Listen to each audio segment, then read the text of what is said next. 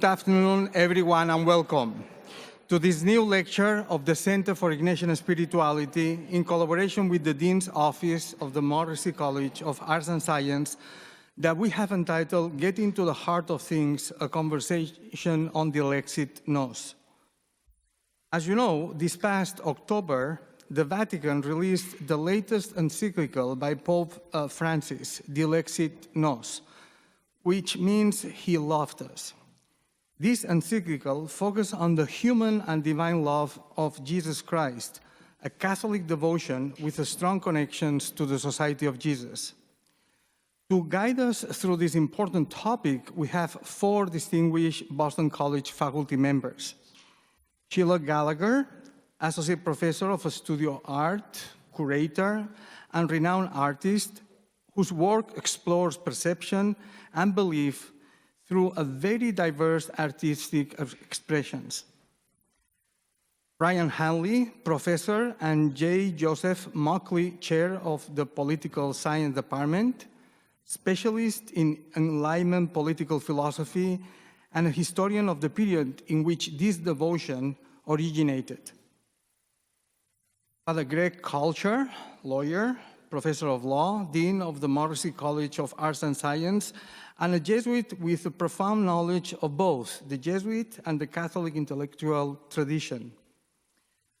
Ligita Ryliskyte, a sister of the Eucharistic Jesus, a cardiologist, and an assistant professor of systematic theology, whose theological interests include Christology and soteriology. Thank you very much for participating in this panel.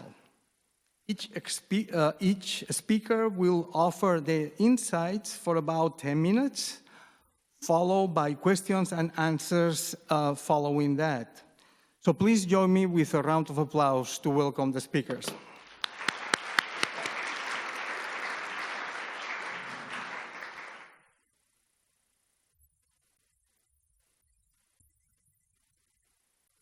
Great. Good afternoon, everybody. I'd like to first begin by thanking Tomeo and indeed the Center for Ignatian Spirituality for hosting this conversation today. And I also want to take a moment to thank you for taking a little bit of time out of your busy lives to join us for this conversation of what is really a remarkable document. Dilexit Nos, if you've had a chance to read it, you'll know that it demands to be read on a variety of different levels. And as Tomeo mentioned, we really do have an excellent roster of panelists today who have the expertise to guide us through a variety of these levels, from the theological to the ecclesiological to the artistic and the spiritual. For my part, making as I do my living here at BC as a professor of political philosophy, I'm going to restrict myself to the two dimensions of the text about which I can hope to speak with any expertise at all, and that is specifically the political and the philosophical. To that end, let me begin as Pope Francis does himself in Dilexit Nos, which is indeed with the political. Now, by political here, I should say at the outset, I don't have in mind what we often have in mind when we talk about the political today. That is to say, the practical or the crudely partisan. What I have in mind more is, by political, less matters of policy and more the current state of our world. And it's precisely here that in the very second paragraph of Dilexit Nos that the Pope begins.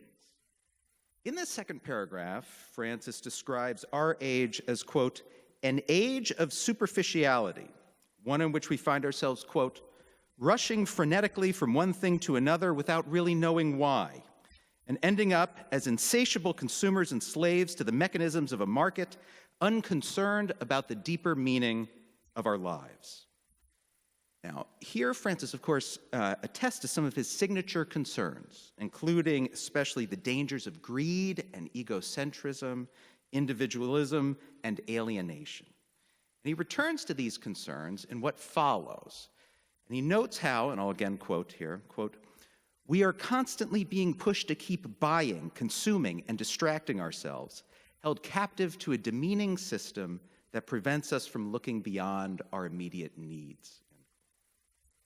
Now, these are powerful words. What ought we to make of them? I think reading them, at least some might say, old hat. Indeed, anyone who has read Pope Francis's social encyclicals to this point will immediately recognize these themes from the social vision of Laudato Si and from Fratelli Tutti. But I think these reflections take on a special significance reading them now in March 2025, and indeed in two different ways that I want to outline. One specifically concerns young people. Spring now finally is upon us, and we very soon in our university will be sending another graduating class out into the world. How will that group of graduates navigate the challenges of a world that seems at every turn to encourage and reward spectacles of selfishness? I have to say, as the parent of one member of this class and the teacher of many other members of this class, I hope and pray that we've provided them with some of the resources necessary to navigate their own paths in this difficult world. Now, one resource, of course, that Boston College is very proud of, rightfully proud of, I think, on this front, are the famous questions of Father Himes. Dilexit Nos has its own set of questions for us, and here, if you'll indulge me, I'm going to quote at a little bit of length. Quote, "Instead of running after superficial satisfactions and playing a role for the benefit of others, we would do better to think about the really important questions in life. Who am I, really? What am I looking for? What direction do I want to give my life, my decisions, and my actions? Why and for what purpose am I in this world? How do I want to look back on my life once it ends? What meaning do I want to give all my experiences? Who do I want to be for others? Who am I for God?" These are Pope Francis's questions. Now, I'm going to be the first to say that Father Himes' 3 questions fit much better on a poster or a sticker than Pope Francis's 8 questions here. But both sets of questions work to the same ends. And they ask us to pause and to reflect on ourselves, and even and especially in the middle of a very troubled world, to ask who and what we are and who and what we wish to be. Dilexit Nos, it seems to me, now speaking again politically, also deserves our attention in March 2025 for a second reason. And this also has to do with politics. We are now, it has to be said, 7 weeks post-inauguration. To say the very least, these weeks have been among some of the most remarkable weeks in our nation's political history. All the more so when we see them through the lens that Dilexit Nos invites us to see the world through, that is, the core category and lens of the heart. I know very well that this is not the place to try to hash out the full significance of these political acts, from acts of mass deportation to the weaponizing of legal institutions to the abandonment of our global allies and to the cessation of foreign aid. I think it's enough for our purposes here to say that many witnesses to these acts have wondered and worried, both aloud and in the silence of our hearts, whether our nation, and maybe even our own world, is growing heartless. It's a worry Pope Francis himself knows well, and indeed one he articulates in the encyclical, noting that as we survey the state of the world, quote, "we may be tempted to conclude that the world is losing its heart," end quote. Francis here gives words to worries that I think many of us may feel, and I will confess I myself feel. And yet, and I take great solace in this, we need to be clear in just what Francis is and is not saying here. He isn't saying certainly that our world is heartless. If anything, he's warning us against coming to this conclusion. Note again his words. Francis doesn't say that our world is losing its heart, but rather that, quote unquote, we may be tempted to think this. Temptations, as we all know, are dangerous things we're meant to resist. And Francis here tells us to resist this temptation. For he knows that to convince ourselves of the world's heartlessness would be to succumb to a terrible hopelessness. Succumbing to that sort of hopelessness would be tragic at any time, but it has to be said especially in this Jubilee year. And thus, I think the call that Francis wants to put before us here. Yes, indeed, heartless acts will happen, and we will be subjected to seeing them. But we're also compelled not to let these acts of heartlessness blind us to the truth of the hope and heart that is and always will be in the world, however hidden it may sometimes seem. With that very challenging thought, I'd like, on a slightly lighter note, to give an analog to these words of Pope Francis that I recognize in a remarkable song lyric from 1978. Those great philosophers, the Grateful Dead, captured precisely the idea that I think Francis is after here when they sang with a beautiful note of gentle but decisive defiance, and the song, for those who are of a certain age, is Shakedown Street. The lyric begins, "Don't tell me this town ain't got no heart." Someone out here surely can finish the lyric. Does anybody know the response? "Don't tell me this town ain't got no heart, you just gotta poke around." I doubt Pope Francis have ever heard the Grateful Dead sing Shakedown Street, but I stand fairly sure that Francis and Jerry agree that it's precisely when hope and heart seem most hidden that we most need to make the effort to seek them out. That said, this raises a challenge for all of us. How are we to see this hidden goodness when all around, when we open up our screens, when we open up our papers, we seem to see some things that are not very good at all? And with this question in mind, I want to turn now more briefly, as I conclude, to the second of the two categories I mentioned at the outset, politics and philosophy. For Dilexit Nos is in fact suffused with philosophy. Partly this comes through the sources that it cites, and there are sources that range from Plato to Heidegger, but especially in this encyclical On the Heart, two sources loom especially large on a philosophical front. One is Pascal. 2 years ago, Francis issued a very remarkable apostolic letter celebrating Pascal's 400th birthday. And here in Dilexit Nos, and especially in its section entitled, quote unquote, Reasons of the Heart, Pascal again seems to be in mind, and especially Pascal's perhaps most famous teaching that, quote, the heart has its reasons which reason cannot know.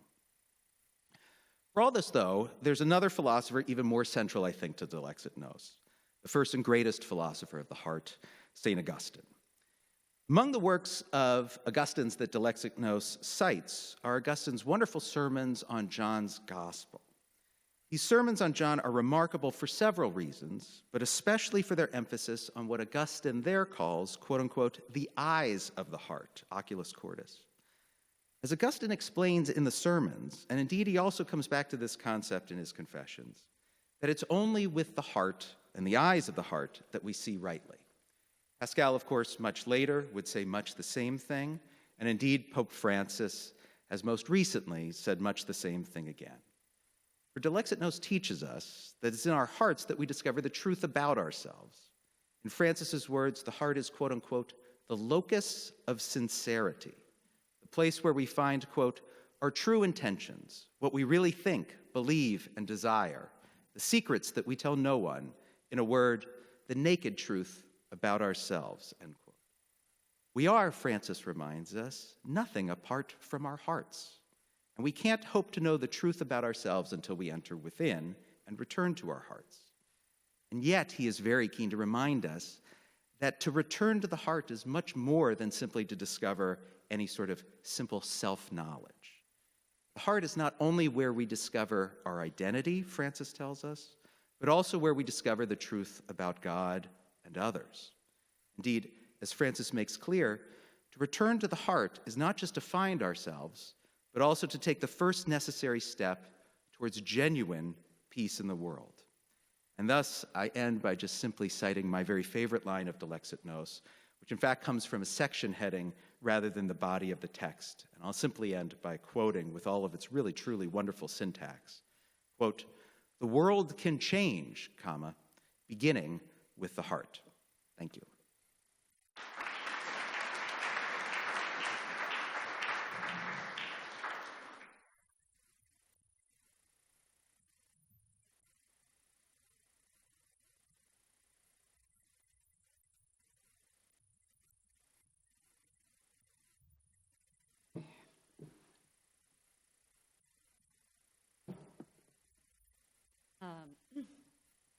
Hi, everybody. Thank you, Ryan. You'll pardon if I have some of the same choice quotes as Ryan. There's some language in the encyclical which is just so fiery and incisive that I imagine a number of us will picked up on some of the same sentences. First, I want to thank again Tomeo and Greg and Ryan and Ligita for being in conversation today. And I want to apologize in advance. I just got some sort of bad news about an hour ago, and I'm feeling kind of distracted with a bit of a hurt heart. But it seems appropriate as well. So, as Tomeo said, I'm Sheila Gallagher, and I teach in the Department of Art History, and Film. And today I will be looking at parts of the encyclical through the lens of an artist and a spiritual seeker. As I told Greg, the invitation seemed very spirit-sent and kind of sparkling with synchronicity to speak about this, because in the late fall, imagery of the Sacred Heart had, to my surprise, begun making its way into my own art practice. I had never been particularly drawn to the imagery of the Sacred Heart, although I love the one in the wood sculpture in St. Mary's. I think in part because of almost a kind of classicist aesthetic attitude that regarded it as too wet and drippy, pious, or kitschy. But in spite of my prejudice, I began to see it suggesting itself in a drawing that I could not resolve. Artists are always involved in image research and looking at art historical references, but for the most of us, there's an imperative part of the process when we have to look and listen in silence to the work and what it wants to become. There's a kind of descent and humility, asking of the image from a place of uncertainty. Meaningful work that is catalytic or transformative is not about illustrating an idea or perfecting a technique or imposing our will or executing a plan to make it a sellable art product. It is an encounter. And echoing Francis, it requires the patience needed to engage with the processes that an interior life, or I would add any creative act, by its very nature requires. In the first chapter of the encyclical, The Importance of the Heart, Pope Francis talks about how often human feeling and emotionality have been treated like the dumb siblings, those are my words, compared to reason, will, and intellect. But there is no sacred brain of Jesus, no icon to his assessment metrics. Francis, in very clear language, communicates that the heart is the inner core which issues a call to the naked truth about ourselves and is the basis of what he calls any sound life project. One thing that really struck me throughout the encyclical is not only the appeal to compassion and to service, but the intimate and poetic language of Francis's cri de coeur, such as Christ shows God in closeness and tender love. In chapter 2, Francis communicates that the language of the heart of Christ is ecstasy. Ecstasy, openness, gift, and encounter. This is a holiness which not only includes deep emotions, but sees them as absolutely essential if we are to encounter what he describes as our frenetically rushing, forever distracted, superficial culture, which has no room for gratuitous love. Francis points out that Jesus cries from both intense inner turmoil and empathy and is deeply moved by the tears of others. The superficiality of a hectic, technocratic, and mercantile culture that privileges analysis, algorithms, and profit over the heart and compassion can turn people into insatiable consumers and slaves to the mechanisms of the market. And perhaps my favorite line of the encyclical, Francis goes on to say that in this age of artificial intelligence, quote, we cannot forget that poetry and love are necessary to save our humanity. And thus, the greatest danger, Francis warns, is if we fail to bring about a joyful encounter with Christ. Love then becomes service. Francis is speaking directly to the reader and asks us to meet God in every single person, especially the poor, the despised, the abandoned. For me, this means people who are in bodies that are hurt or that are hurting. Francis reminds his readers that Jesus loves each of us with a human heart, with genuine human emotions and feelings. It's not all ephemerality or ethereality. Instead, Jesus' love, as Francis calls it, is tangible. It is real.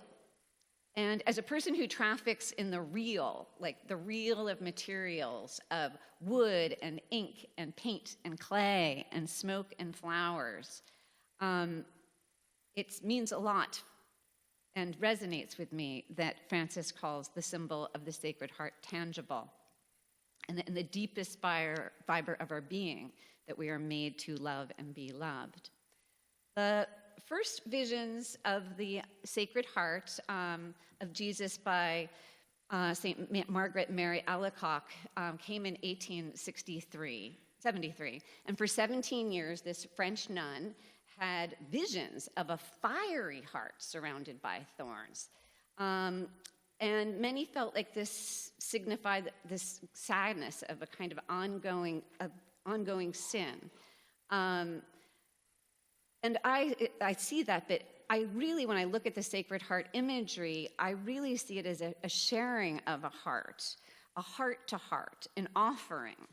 A call to affectivity, to relationality, and to incarnate empathy. Before I show a few quick images, I wanted to recall, Pope Francis also wrote a wonderful thing on literature, the importance of literature and formation of seminarians this summer. And when you're looking at the images, I wanted people to think about what he said. We must always take care never to lose sight of the flesh of Jesus Christ. The flesh made of passions, emotions, feelings, words that challenge and console, hands that touch and heal, looks that liberate and encourage. The flesh made of hospitality, forgiveness, indignation, courage, fearlessness, in a word, love. I'm going to show you a few quick images. That's right there. I'm good. Thanks. This is my profession. So here we see a Sacred Heart with the wounds of Christ. This is a very early image, which much predates Sister Mary Alacoque. Earlier, here's a Sacred Heart with the instruments of the Passion from the 15th century. This image contains the wounded heart of Christ, and we see a kind of transformation from or an evolution from earlier images which concentrate on the 5 wounds. And then we move more into the Man of Sorrows, and then in modern times come to the Sacred Heart imagery that we know, we're familiar with. This is a wound of Christ from a Book of Hours, very early from France, from 1375. And here this image, combines a picture of the wound from the lance in the heart of Christ with images of Christ as a man of sorrows.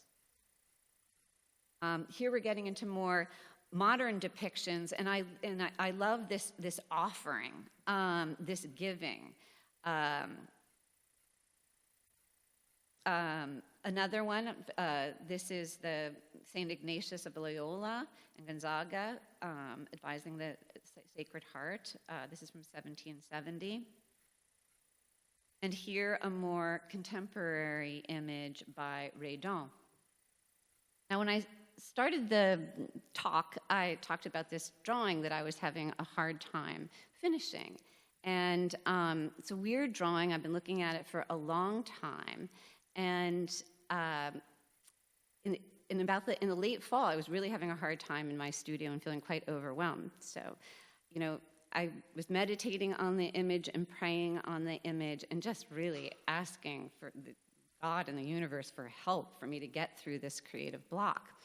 So here you see this it's kind of blocked off, this quite strange unfinished image of an octopus floating around with some particles from a Hadron Collider.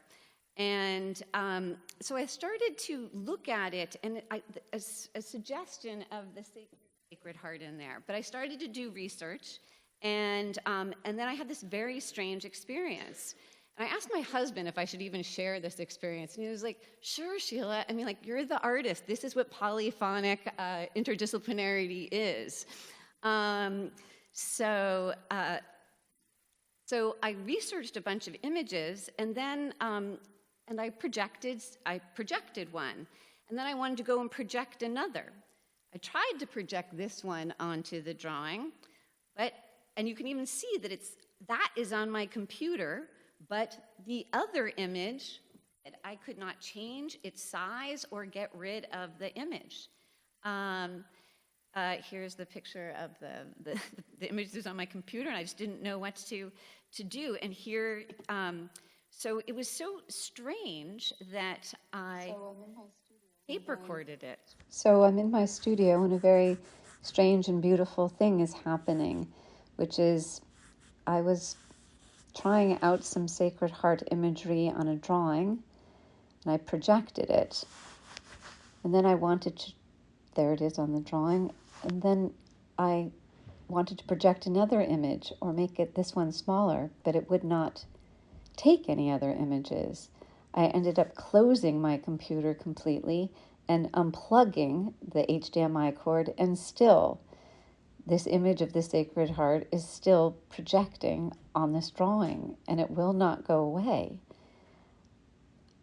A funny art miracle.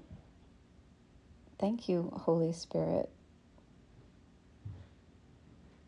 So, art miracle or not, to me it's a reminder of the necessity for the heart-centeredness of all of our endeavors, and perhaps not to be afraid to put out that love and even messy emotionality and outright devotion into our work. Thank you.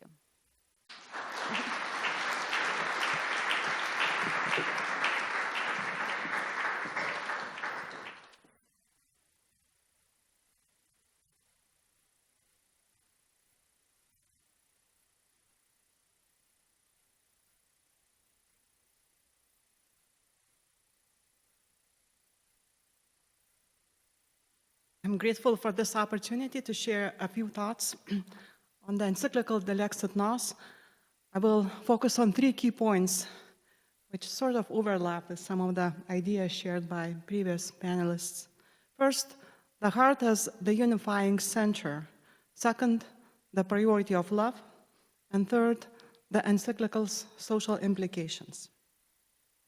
According to the encyclical, in classical Greek thought, the heart, cardia, represents the deepest part of the human being, also animals and even plants. For Homer, it denotes not only the center of the body, but also the center of the whole person, body and spirit, the seat of desires and decision-making. Plato saw the heart as the uniting center, uniting the mind and the passions, as impulses from both were thought to pass through the heart, much like the circulation of the blood. In the Bible, the heart is likewise depicted as the deepest part of our being, residing beneath surface-level thoughts, emotions, and ideas. In the encyclical, this is exemplified by the disciples on the road to Emmaus, who, after encountering Jesus, recognized that their hearts had been set aflame, even amidst their disappointment and confusion. To listen to one's heart, then, is to confront the deepest truths about oneself. Who am I? What am I seeking? What am I becoming? Though this may seem simple, anyone who has attempted such introspection knows that answering these questions requires silence, humility, and unconditional openness. Yet our modern culture resists the journey to the heart with all its might. As Pope Francis observes, we live in a society of compulsive consumers, constantly rushing forward at a feverish pace, bombarded by technology or surrendering to baser instincts. We lack the patience for slow processes such as interior reflection or prayer, risking the loss of our very center, our very selves.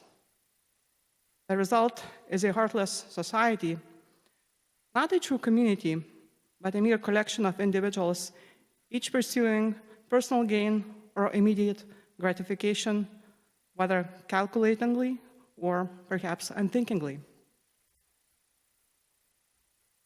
Not only does modern culture discourage this interior journey, but the rationalism inherited from the Enlightenment era also does little to help a heartless society regain its heart. Shaped by this heritage, even philosophers, anthropologists, and theologians, myself included, often find it easier to discuss the intellect and the will than the heart. Yet the symbol of the heart points beyond reason and will to something deeper, the power of love that unites human identity and action. As Blaise Pascal famously wrote, "The heart has reasons which reason does not know." Only those guided by the wisdom of the heart can truly perceive poetry, the self, and the other, not merely as another I, but as another thou. This is why, as the encyclical reminds us, quote, "Only the heart is able to welcome and offer hospitality," unquote. Similarly, the heart is the origin of all thought. Drawing from Martin Heidegger, the Pope explains that questions and insights are prompted by feelings, sensations, by mood, Stimmung. He notes, quote, "Without deep emotion, thought cannot begin. The first mental image would thus be goosebumps," unquote. Since the heart is our capacity for relationship, only an unrestricted falling in love can ultimately mend divisions. A heartless society is fragmented. Individualism, narcissism, and a calculating mentality obstruct genuine dialogue and hospitality. Such a society could learn from the example of Mary, the encyclical tells us. Mary, who observed, pondered, and treasured things in her heart. Sadly, this is increasingly rare in an era of artificial intelligence, where quick and effortless answers are expected and preferred.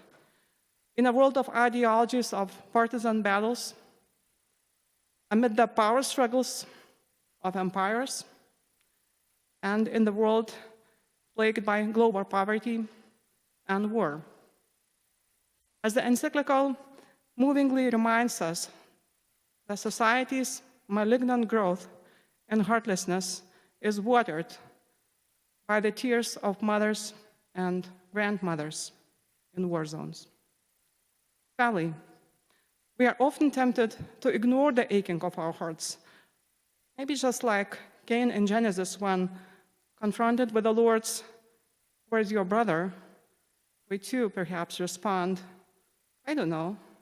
Am I my brother's keeper? Am I my sister's keeper?"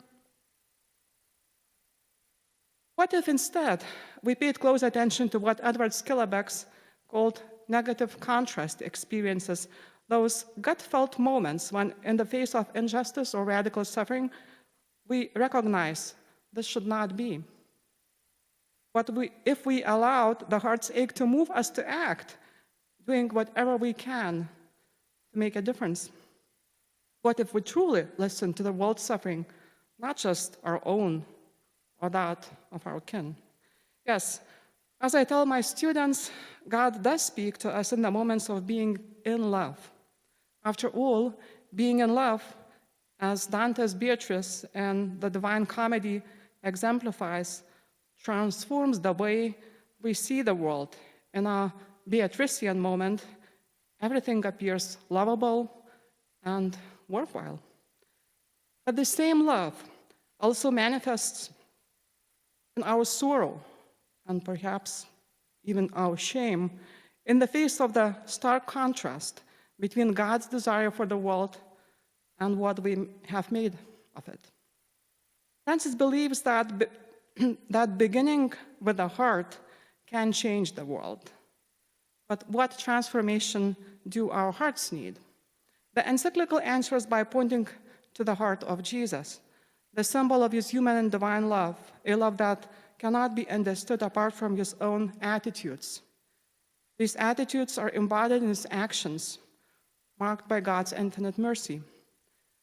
According to the 17th century mystic Margaret Mary Alacoque, Jesus describes his heart in these words: "This is the heart that so loved human beings that it has spared nothing, even to emptying and consuming itself in order to show them its love." Unquote. Returning to the heart of things, then, means returning to the heart of Jesus, knowing it, trusting it, following its wisdom.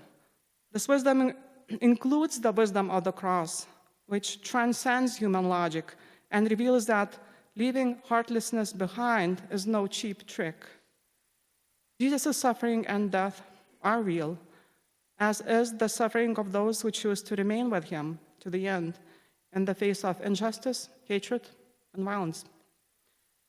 In this context, the traditional Catholic practice of reparation to the Sacred Heart gains fresh significance. The encyclical interprets it through the lens of friendship. Reparation is meaningful only for those who deeply desire to console the suffering Jesus, as a friend who hurts. The practice of reparation also has a clear social dimension, solidarity with the victims of the structures of sin, which flows from true conversion. Reparation is at once a plea for forgiveness and an act of repentance, a work of peace and justice, and a sacrifice of love. The encyclical encapsulates the deeper meaning of reparation to the Sacred Heart with these striking words. Sisters and brothers, I propose that we develop this means of reparation, which is, in a word, to offer the heart of Christ a new possibility of spreading in this world the flames of his ardent and gracious love. While it remains true that reparation entails the desire to render compensation for the injuries inflicted on uncreated love, whether by negligence or grave offense, the most fitting way to do this is for our love to offer the Lord a possibility of spreading in amends for all those occasions when his love has been rejected or refused. This involves more than simply the consolation of Christ. It finds expression in acts of fraternal love. In this way, we offer the healing power of the heart of Christ new ways of expressing itself. A colleague recently reminded me of a passage from an American classic that somehow resonates with such a practice of reparation.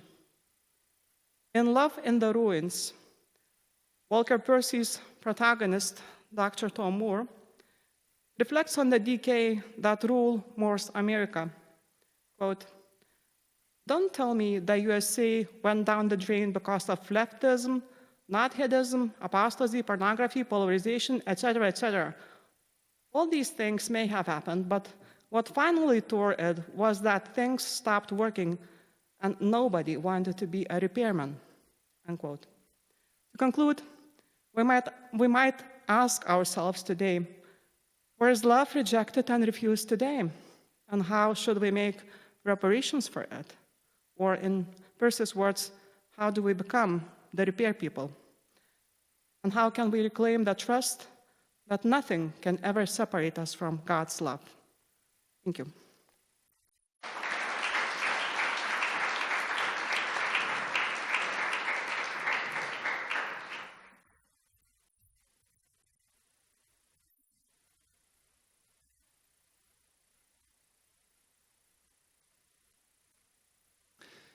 I want to join everybody in thanking Tomeo for gathering us and all of you for coming today. And I'll try to wrap things up briefly by offering a few reflections on the encyclical As a Jesuit, and especially as a Jesuit involved in Jesuit higher education, it's striking, I think, to be reminded of the image of the Sacred Heart and the devotion to the Sacred Heart in terms of the heart of Christ as the symbol of the deepest and most personal sources of his love for us. The image of the Sacred Heart reminds us of how deeply and personally Jesus loves us. At one point in the encyclical, Francis says, Christ's love for each of us is utterly personal. And that's what we see in this image. And as a Jesuit, that's very striking to me because if we go back to General Congregation 34 in 1994, the final document of that Jesuit gathering talks about characteristics of our Jesuit way of proceeding. And the first of those characteristics is a deep personal devotion to Jesus that principally characterizes the Jesuit way of proceeding. I think it's that deep personal love for us that is imaged in this devotion, that's experienced through this, that calls us to that deep personal love for Jesus. There's a section of the encyclical where Pope Francis talks about resonances within the Society of Jesus of the devotion to the Sacred Heart. He says, I believe the place of the Sacred Heart in the history of the Society of Jesus merits a few brief words. And there is this historical connection that has been referred to where Claude de la Colombière in the 1670s was spiritual director for Margaret Mary Alacoque, and as she had these apparitions of the Sacred Heart, he had a role in helping to share that with the world and help sort of bring a theological and evangelical dimension to that, sharing that with the world. So there's this historical connection that has bound the Society of Jesus to devotion to the Sacred Heart. But what became really interesting to me in reading the encyclical was how much Francis's reflection on the Sacred Heart are connected really to Jesuit spirituality, and how much the devotion is grounded in that. So it's more than this historical connection. It's really this deep resonance between this devotion and Ignatian spirituality.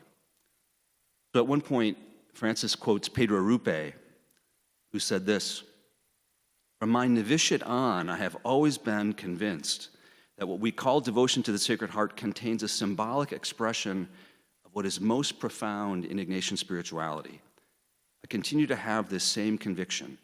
In this devotion, I encounter one of the deepest sources of my interior life."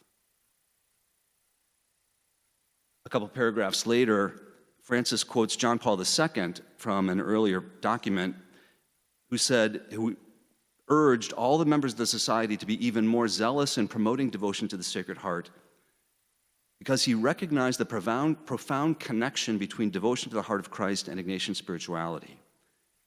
For the desire to know the Lord intimately and to have a conversation with him heart to heart is characteristic of the Ignatian spiritual and apostolic dynamism, thanks to the spiritual exercises.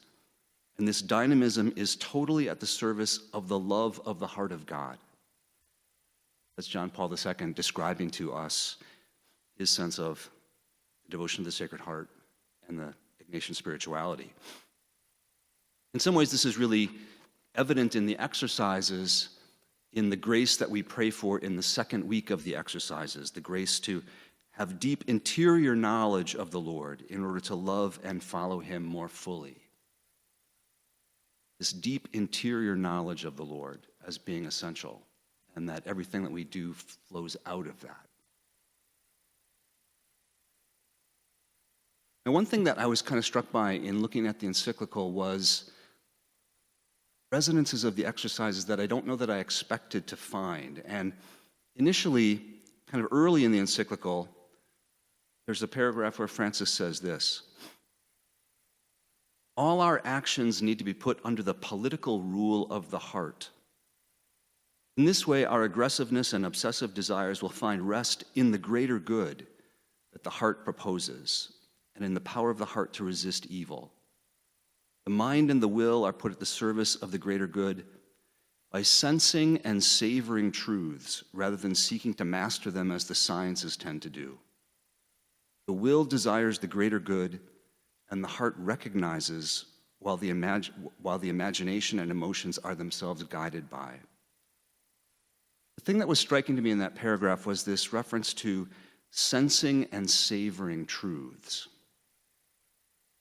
When I was a novice getting ready to make the spiritual exercises for the first time, I can remember the novice director emphasizing this language of savoring and sensing that come from annotation 2 in the exercises. So at the very beginning of the spiritual exercises, Ignatius directs the person given the exercises, when sharing the points for prayer, when describing what the retreatant is to pray over, to give them a little bit of the history, but not to give them a lot of specific information, to kind of talk generally about the gospel passage to be prayed over, but not to talk about it in great detail, so that he or she may by themselves come upon things which throw further light on it or which more fully bring home its meaning.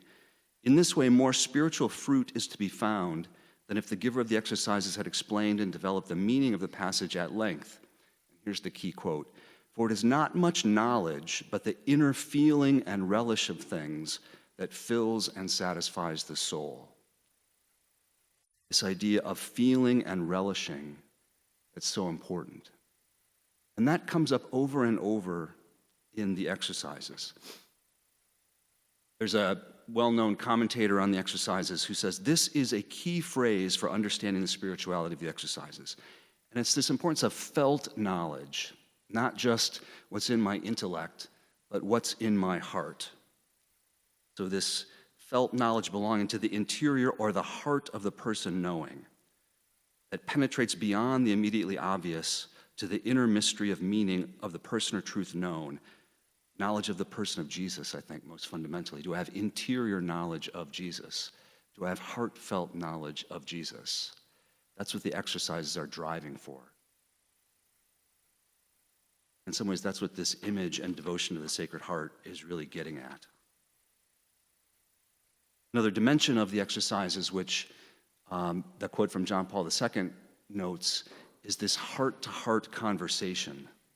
Throughout the exercises, the retreatant is asked to engage in colloquies, to speak to people in their prayer, and to have this heart-to-heart conversation. So at one point in the encyclical, Pope Francis says this: "The colloquies that St. Ignatius proposed are an essential part of this training of the heart, for in them we sense and savor," this language again, "we sense and savor with the heart a gospel message and converse about it with the Lord. St. Ignatius tells us that we can share our concerns with the Lord and seek his counsel. Anyone who follows the exercises can readily see that they involve a dialogue heart to heart." This sense of heart-to-heart knowledge of the heart, an interior knowledge, a felt knowledge, it seems to me is really important in terms of Jesuit education in a way. There's an early paragraph in the encyclical where, again, Francis is quoting a commentator on the exercises and how what happens in the heart is so important to the exercises. He notes that the affective movements that are the inbreaking of God's desire and the desire of our own heart amid the orderly progression of the meditations, in that something unexpected and hitherto unknown starts to speak in our heart, breaking through our superficial knowledge and calling it into question. It is not about the intellectual concepts that need to be put into practice in our daily lives, as if affectivity and practice were merely the effects of and dependent on the data of knowledge. We have to get beyond that data. We have to get beyond just information and become wise with heartfelt knowledge. And I think that's at the heart of what we're trying to do in a place like Boston College, that it's not just information, it's not just this intellectual attainment, but it's also an education of the heart, an education of the imagination, an education of the soul. I've used this image a number of times in this room, but if you look at the frame of the mural over here, you've got the shields of all the different disciplines going up around the sides of the mural. On the left, you have the secular disciplines, and on the right, you have the arts and literature. And they meet at the top. You can't probably see it very well because of the light in the room, but at the very top of the frame in the middle, there's a shield of the Society of Jesus, and underneath it says Sapientia. It's wisdom. So you have the Latin names of the different disciplines, and they all merge in wisdom. It's not expertise, it's not just information, it's wisdom, which is a heartfelt knowledge that leads to action. It's a virtue that leads to action. Prudent living in the world, good discernment. It's about good discernment flowing from the heart. I also want to briefly touch on something that Ligita mentioned, which she referenced Mary's role in the encyclical. And again, I think this pertains to something important to what we're trying to do here at Boston College. There's a section of the encyclical that's titled, "The Heart Unites the Fragments." Something about the heart having this integrative role through reflection. I think that we talk about reflection a lot in our Boston College education. And I'm going to quote the paragraph at a little more length than Ligita did, because I think it's quite powerful. So Pope Francis says this: "The heart is also capable of unifying and harmonizing our personal history, which may seem hopelessly fragmented, yet is the place where everything can make sense. The gospel tells us this in speaking of Our Lady, who saw things with the heart. She was able to dialogue with the things she experienced by pondering them in her heart, treasuring their memory, and viewing them in a greater perspective. The best expression of how the heart thinks is found in the two passages in St. Luke's Gospel that speak to us of how Mary treasured all these things and pondered them in her heart. The word for ponder that's used evokes the image of putting two things together in one's mind and reflecting on them in a dialogue with oneself. The word used has the sense of keep. What Mary kept was not only her memory of what she had seen and heard, but also those aspects of it that she did not yet understand. These nonetheless remained present and alive in her memory, waiting to be put together in her heart." I think that's what we mean when we want our students to be reflective.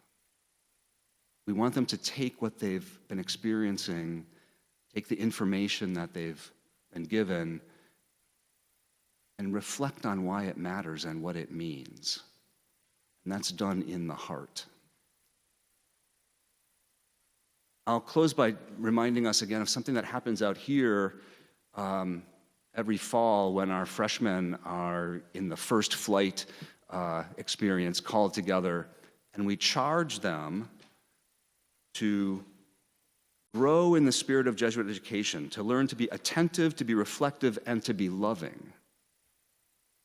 So that when they walk in the same procession 4 years from now, you'll be men and women who are wise and great-hearted, ready to make a difference in the world. In light of the encyclical, there's a lot going on there. If we think about this importance of being reflective and loving, and to allow that personal love of Jesus for us to enlarge our hearts so that we can go out and be great-hearted, ready to make a difference in the world, which connects to what Ligita was saying about reparation. It's called to repair the world in response to Jesus' love for us. Because we are utterly personally loved, we are called to love in response. Towards the end of the encyclical, in talking about the social dimensions of this devotion, there's this important sentence. The present document can help us see that the teaching of the social encyclicals Laudato Si and Fratelli Tutti is not unrelated to our encounter with the love of Jesus Christ. For it is by drinking of that same love that we become capable of forging bonds of fraternity, recognizing the dignity of each human being, and of working together to care for our common home. That's part of what we want our students to do through having their hearts enlarged, through their encounter with the love of Jesus at this personal level.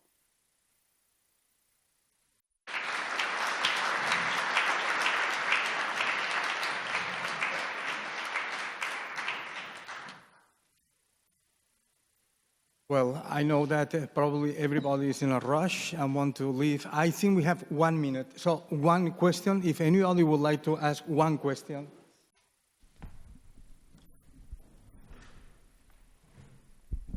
Thank you. I actually have two questions, but I'll just pick one.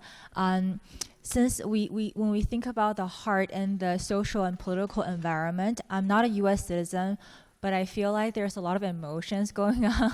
And so I wonder, and also Professor Ryliskyte, you also mentioned the heart being the unifying center. And so it seems like not only heart is there to ask for us how we feel, how do I feel, but also invite us to use right reason to engage with each other. So I would love to hear this more unifying center, which is like what the heart is pointing to, because as someone who has strong emotions, I think it's a great temptation for me to think I am the one who has a heart and they are the ones who is heartless. But I think that is a temptation that I need to guard against that, and to say, how do I actually engage with right reason in a situation and not to be judgmental? Thank you.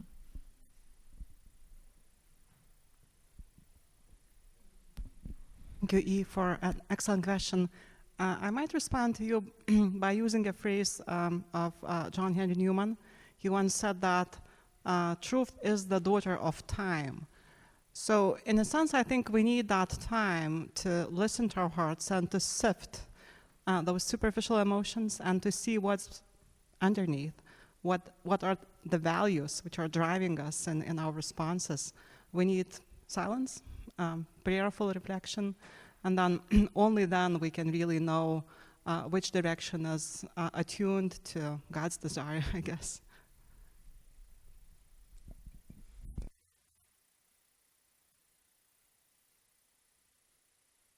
I'm sure that everybody have more questions, but please join me with an applause, and thank you for your fantastic